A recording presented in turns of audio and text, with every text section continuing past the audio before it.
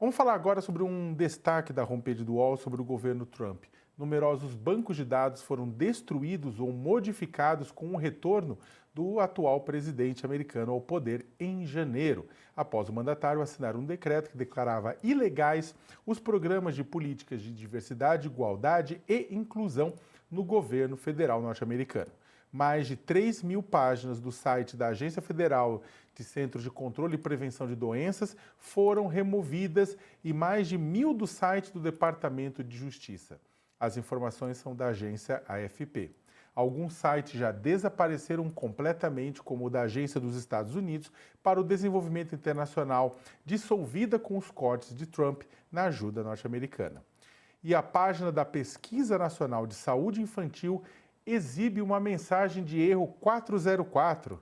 Agora, especialistas e voluntários trabalham para preservar milhares de páginas da web e sites governamentais diante dessa situação.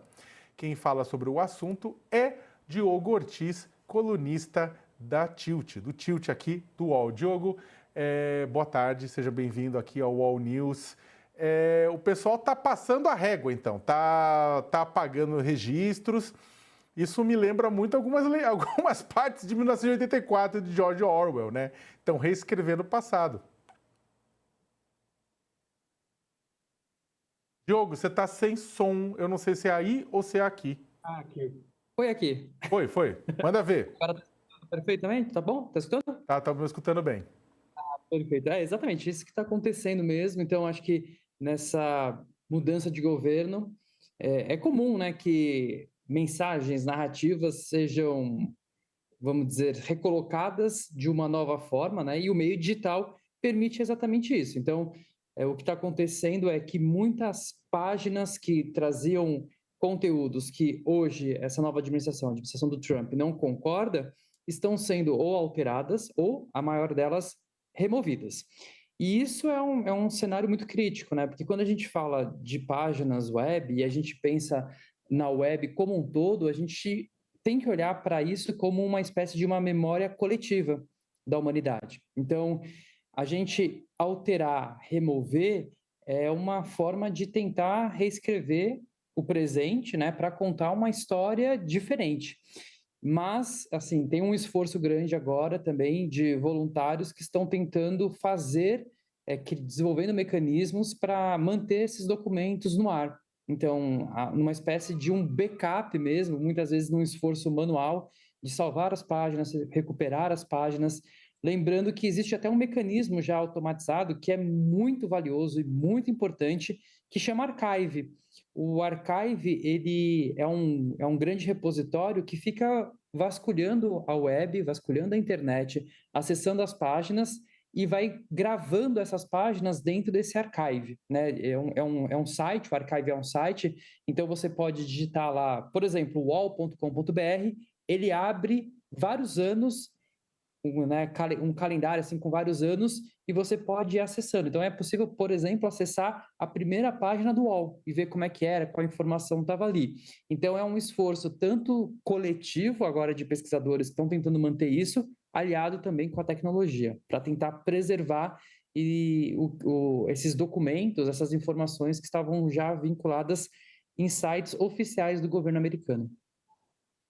Diogo Ortiz, colunista do UOL, colunista de Tilt aqui do UOL, sempre trazendo as novas informações sobre tecnologia. Diogo, obrigado pela participação aqui na tarde de sábado. Obrigado, boa tarde. A gente vai para um rápido intervalo para quem está na TV, para quem está na internet, não saia daí, continue, vai buscar água, mas continue ouvindo o UOL News, porque a gente não para.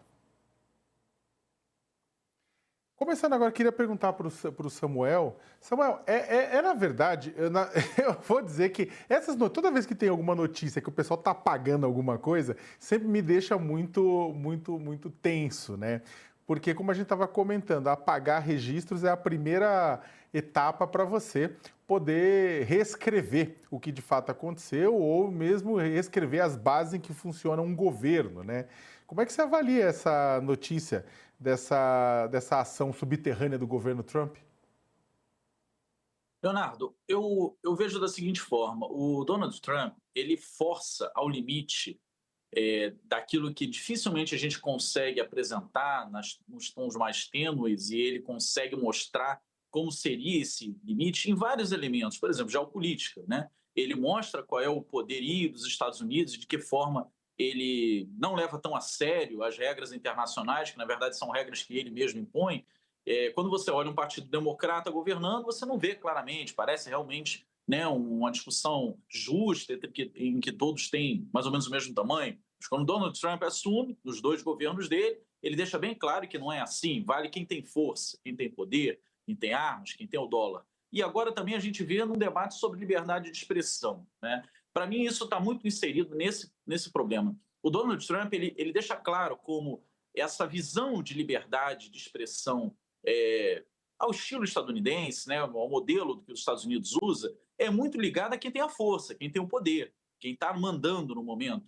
Então, quem está mandando, de fato, diz o que quiser e, inclusive, define o que os demais poderão ou não dizer. Né? Não há uma definição prévia definida por um Supremo Tribunal, por uma legislação que diga, olha, isso pode, isso não pode. Tanto que ele mandou lá os imigrantes para fora do país, a justiça disse que não podia e eles ficaram assim mesmo. Esse caso é outro modelo flagrante. Ele está apagando tudo aquilo que faz menção a uma forma de pensar o mundo, de pensar as pessoas, de pensar o clima, o meio ambiente, até as leis da natureza. Ele apaga dos registros públicos e como se não existisse mais. O governo precisa agir e todos aqueles que querem ter negócios com o governo precisam agir como se não lembrassem que existem essas regras, que existe essa história.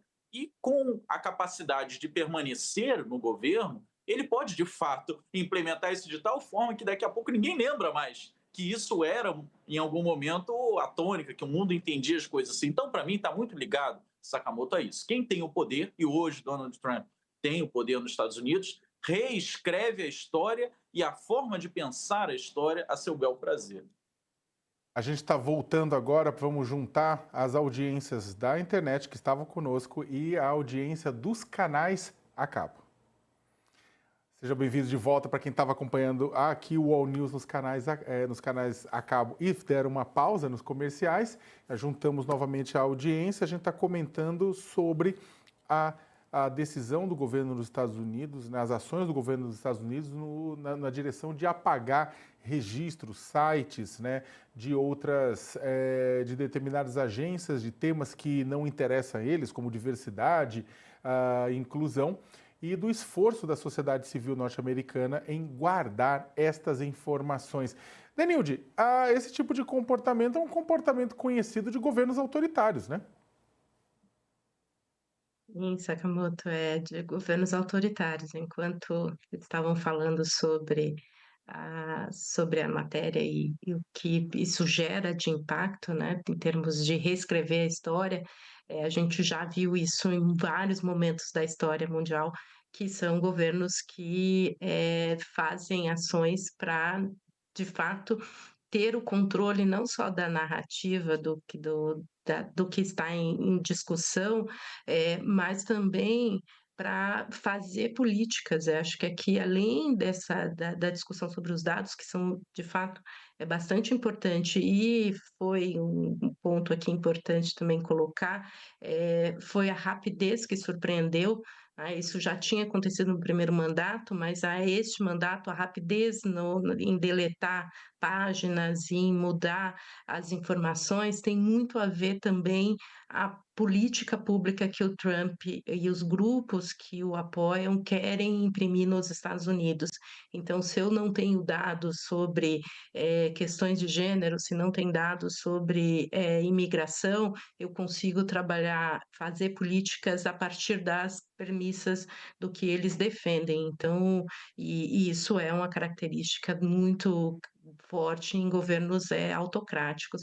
Então, acho que essa é uma indicação, e mais uma indicação do quanto o governo Trump tem abalado toda a estrutura das instituições americanas. A gente vê isso na discussão com as universidades, né, e da pressão para que as universidades mudem não as agendas de pesquisa nessas áreas, se vê isso nas agências independentes, o controle da informação, mudando conselhos, independentes de jornalismo. Então você tem uma rede e uma quantidade de ações que tem, levantado aí uma preocupação sobre o que para onde vai esse governo em termos de centralização e também, de uma tendência mais autoritária esse autoritarismo vai se refletir também